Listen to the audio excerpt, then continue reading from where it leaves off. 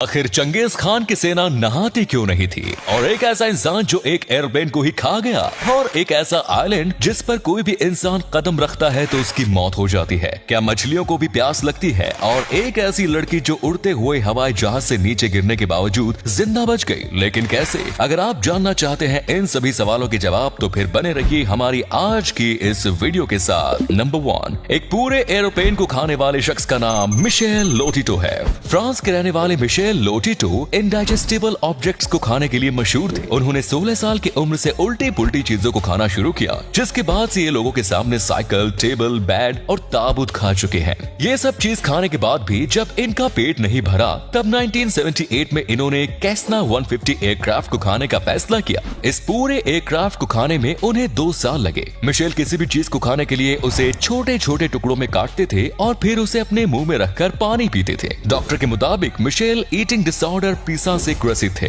और साथ ही उनके पेट में बनने वाला एसिड काफी ज्यादा पावरफुल था, जिस कारण लोहा और स्टील भी इनके पेट में आसानी से डाइजेस्ट हो जाता था। नंबर 2, दोस्तों क्या आपने कभी सोचा है कि पानी में रहने वाली मछलियों को भी प्यास लगती है या नहीं? वेल, मछलियों को प्यास नहीं लगती तो फिर उनके शरीर में पानी की जरूरतें कैसे पूरी होती होंगी? प्रकृति ने इसका भी इंतजाम कर रखा है। मछली के जो गिल्स होते हैं उसके जरिए पानी मछली के शरीर के अंदर जाता है। अब यहाँ पर एक और सवाल पैदा होता है कि समुद्र का पानी तो खारा होता है, तो फिर समुद्र के पानी से मछली की जरूरत कैसे पूरी होती है? यहाँ पर भी प्रकृति ने मछली को एक काबिलियत दे रखी है। समुद्र में रहने वाली मछलियों के गिल्स में एक ऐसा मैकेनिज्म होता है जो समुद्र के खारा पानी को भी पीने लायक बना देता है। नंबर 3, दोस्तों आपने ये मीम तो जरूर देखी होगी। ये चेहरा इंटरनेट की दुनिया का सबसे मशहूर और सबसे पुराने कॉमिक फेस में से एक है, लेकिन क्या आप जानते हैं कि इसका क्रिएटर कौन है? टॉल फेस नाम से मशहूर इस कॉमिक फेस को 18 साल के कार्लोस रेमिरेज ने 2008 में माइक्रोसॉफ्ट पेंट की मदद से क्रिएट किया। कार्लोस इसे बनाने के बाद भूल गए। कई साल बाद जब उन्होंने इसे इंटरनेट पर देखा, तब उन्होंने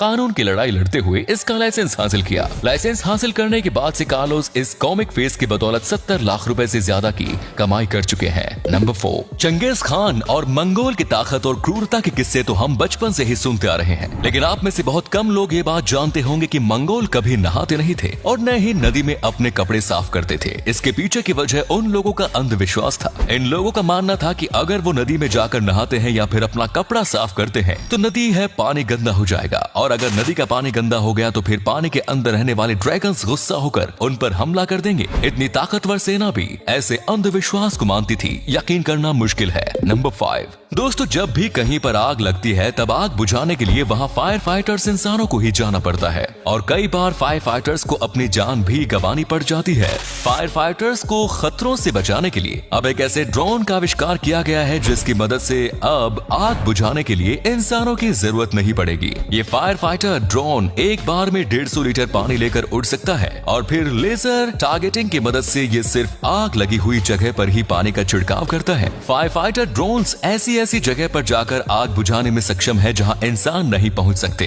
number 6, 1983 cricket world cup final में जब टीम इंडिया ने वेस्ट इंडीज को हराकर वर्ल्ड कप जीता था, तब वेस्ट इंडीज की टीम को काफी ज्यादा बेइज्जती महसूस हुई, क्योंकि उस समय वेस्ट इंडीज की टीम अनबीटेबल मानी जाती थी और भारतीय टीम एक बस एवरेज टीम थी। वर्ल्ड कप में हार के बाद वेस्ट इंडीज की क्रिकेट टीम ने यह साबित करने के लिए कि टीम इंडिया की जीत सिर्फ एक तुक्का थी, टीम इंडिया के साथ सीरीज खेलने भारत दौरे पर आए। वेस्ट इंडीज की टीम जिस इरादे के साथ इस दौरे पर आई थी वो उसे साबित करने में कामयाब रही। वेस्ट इंडीज की टीम ने वनडे सीरीज में टीम इंडिया को 6-0 और टेस्ट सीरीज में 3-0 से करारी शिकस्त दी। नंबर 7, 24 दिसंबर 1971 को लांसा फ्लाइट 508 पेरू के लीमा से पुकापला जा रहा था। जब फ्लाइट 3.2 किलोमीटर की ऊंचाई पर उड़ान भर रहा था, तभी इसके ऊपर बिजली कड़की और फ्लाइट 2 टुकड़ों में टूट गई। इसी फ्लाइट में 17 साल की जूलियांग कोईपैक अपनी मां के साथ सफर कर रही थी। प्लेन के टूटते ही जूलियान की सीट प्लेन से टूटकर अलग हो गई और वो सीट के साथ अमेज़न के घने जंगलों में जा गिरी। जब उसे होश आया तब उसके चारों ओर सिर्फ जंगल ही जंगल था। जूलियानी जख्मी हो चुकी थी, लेकिन अब उसे जिंदा बचने के लिए खुद कुछ करना था। जख्मी जूलियान 11 दिनों तक जंगल में ही चलती रही और आखिरकार 11 दिनों के बाद वो एक आदिवासी बस्ती तक पहुंचने में कामयाब रही, और फिर वहां से उसे शहर ले जाया गया। इस प्लेन में 92 लोग सवार थे, जिसमें से सिर्फ जूलियान ही जिंदा बच सकी। नंबर 8, नेचर के देखभाल के मामले में सिक्किम को भारत का सबसे बेहतरीन राज्य माना जाता है और सिक्किम भी अपने कामों से इस बात को साबित करते रहता है। प्लास्टिक बोतल्स से एनवायरनमेंट को होने वाले नुकसान को देखते हुए सिक्किम ने पानी के प्लास्टिक की बोतल पर प्रतिबंध लगा रखा है। प्लास्टिक की बोतल के बजाय यहाँ बांस से बने बोतल का उपयोग किया जाता है। बांस से बने ये बोतल दिखने में काफी खूबसूरत होते हैं। इससे स्थानीय लोगों को रोजगार भी मिलता है और ये एनवायरनमेंट के लिए भी काफी बेहतर है।